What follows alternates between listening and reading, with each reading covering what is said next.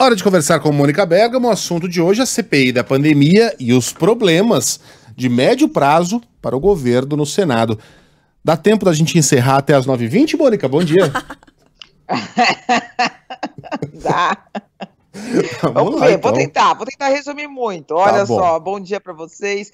Pois é, essa semana, né, tá começando com o governo sobre um cerco, né, o cerco da CPI, que agora avança diretamente sobre Jair Bolsonaro, acusando o presidente de prevaricação, saber de um ato errado, saber de uma irregularidade e não atuar para coibi-la, para investigá-la, novas frentes de investigação sendo abertas essa semana e, ao mesmo tempo, a justiça apertando o cerco, né, Megali, exigindo que o presidente apresente provas das acusações que ele fez contra as eleições. A gente já comentou aqui, o ministro Luiz Salomão do Tribunal Superior Eleitoral deu 15 dias para o presidente apresentar provas de que ele foi roubado nas eleições, como ele diz, de que ele ganhou as eleições em primeiro turno, de que o Aécio Neves ganhou as eleições em 2014, de que todas as eleições são, portanto, roubadas, afirmações que os magistrados consideram mentirosas, porque nunca até hoje surgiu um mínimo indício, como a gente já falou aqui, que mostrasse que as urnas eletrônicas têm qualquer tipo de problema, já que, ao contrário do que os bolsonaristas dizem, elas são auditáveis, inclusive. Então, Megali, já se passaram 15 dias, já se passaram 6 dias desde essa determinação, Bolsonaro não apresentou ainda as tais provas.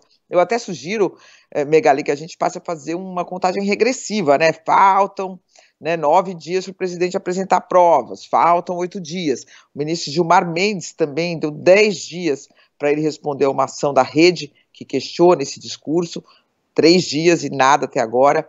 Mas, Megali, para além desse contexto todo, da semana, do mês, né, uma semana ruim para o presidente, um mês ruim para o presidente, vamos dizer assim, o governo trabalha com um cenário bem complicado, de médio e longo prazo, e muito preocupado com esse cenário, Megali, que emergiu agora, mas que vai ter reflexos futuros.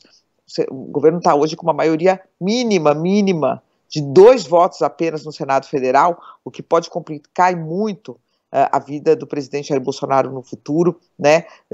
O termômetro para isso, que passou despercebido do público, mas não do governo, foi a votação no Senado da capitalização da Eletrobras para a privatização da empresa. A vitória do governo foi por 2 votos apenas, 42 votos, num Senado, Megali, de 81 parlamentares, ou seja, passou raspando um tema liberal, que agrada boa parte dos senadores. Teve senador lá que é independente, que não é simpático ao governo e votou, né, com o governo, quer dizer, uma votação aberta, em que se pode controlar quem vota com o governo, quem está recebendo emenda e vota a favor ou contra, verba para seus estados, cargos no governo, quer dizer, os parlamentares ficam sujeitos a uma pressão maior. Mesmo assim, a votação foi raspando. Então, o governo ainda vai ter votações muito importantes, e uma delas, que promete ser bem complicada, é a votação para o próximo indicado pelo presidente ao STF, né? Tem que passar por uma votação no Senado, uma votação que, ao contrário dessa da Eletrobras, é secreta, tanto na Comissão de Constituição e Justiça como no plenário. Então, há uma aposta aí de que o presidente simplesmente talvez não consiga emplacar aí o nome de sua preferência, o terrivelmente evangélico que ele promete indicar, em uma situação bem complicada, portanto, no Senado, Megali, para um governo que promete muitas reformas, que diz que vai fazer muitas reformas tributárias, administrativas, isso e aquilo, com um cenário de médio e longo prazo bem complicado no Senado, Megali, Mônica, para além da CPI. Mas a gente fica falando aí da contagem regressiva para a apresentação das provas de fraude em 2018. Não vai apresentar nada, porque essas provas não existem, né? O que a gente pode discutir é se ele vai tentar emplacar aqueles vídeos mequetrefes. A Mônica mandou aquele do cara votando. Resposta. Eu não consigo votar. Olha lá, liga lá, avisa no grupo. E tudo muito armado, tudo muito artificial. Ou ele vai apresentar isso, dizer... Deixa no fim das contas a gente nem passou, sabia? Mas também não é muito, é longo, né? Não é muito radiofônico. Deixa pra lá. Vai. Ou ele vai apresentar isso aí e dizer que essas são provas, ou não vai apresentar nada, o que eu acho mais provável. E segue o jogo, porque também o TSE já disse que a consequência seria: nós ganharemos um argumento em favor do atual sistema de votação. E daí? E daí? Isso vai mudar alguma coisa na cabeça do fanático, do fiel, do cara que A gente sabe que políticos como o Bolsonaro, políticos populistas, têm uma base de apoio ali que se aparecer um vídeo dele saindo de um banco mascarado com um saco com um cifrão desenhado, cheio de dinheiro, voando nota, os caras vão falar que o banco era comunista e tinha mais que roubar mesmo. Então, eles sempre vão achar alguma racionalização. O que vai mudar realmente na vida do presidente se ele não apresentar essas provas, Mônica? Não, Megali, eu acho que primeiro tem a questão de desmoralizar o discurso, sim, e existem consequências, né? Existem consequências. O presidente vai acumulando uma série, por exemplo, eu falei com o ministro do Supremo Tribunal Federal sobre isso, há o crime de denunciação caluniosa. Você pode enquadrar o presidente em vários crimes, e há também o crime de responsabilidade, né, de ataque às eleições, ataque à democracia. Agora, tudo isso, é óbvio, são questões que, no fundo, têm são políticas, né, Megali, mas você vai tendo um acúmulo, o presidente vai dando motivos para que em determinado momento a situação dele, inclusive na justiça, possa se complicar. Eu acho que pelo menos o TSE teve essa iniciativa e tem que ter mesmo, né, Megali, não podia deixar correndo solto como estava correndo.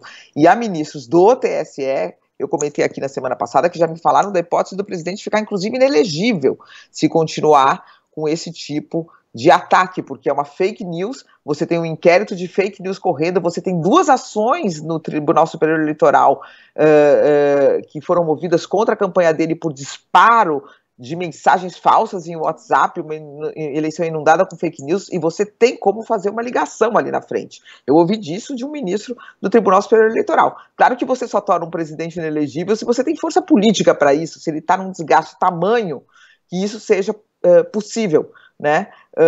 E a gente vê que o presidente está caminhando para um desgaste grande. Então, são coisas que se conectam e que são pontos que vão surgindo e que lá na frente podem se juntar. Então, eu acho que, de fato, é importante que o presidente seja confrontado, não apresente as provas, porque elas seguramente não vão existir, se existissem já tinham surgido, e isso lá na frente pode se conectar num quadro que pode complicar bem a vida do presidente da República. Mônica, só para registrar, nesse fim de semana, presidentes de 11 partidos se reuniram para dar início a um movimento coletivo contra a adoção desses mecanismos da impressão do voto, né? Na verdade, aí são partidos, inclusive, que apoiam o presidente Jair Bolsonaro. Então, são presidentes de 11 partidos. É um movimento que não é de se ignorar, né? É algo que a gente tem que olhar com atenção porque é significativo. Exato. Porque essa questão do voto impresso é um pretexto político para ficar colocando em dúvida as eleições, né? Não existe uma vontade de se aperfeiçoar um mecanismo, qualquer tipo de discussão razoável e racional, mas sim de ficar colocando em dúvida o tempo todo as eleições. Então é isso que esses partidos também vão tentar barrar.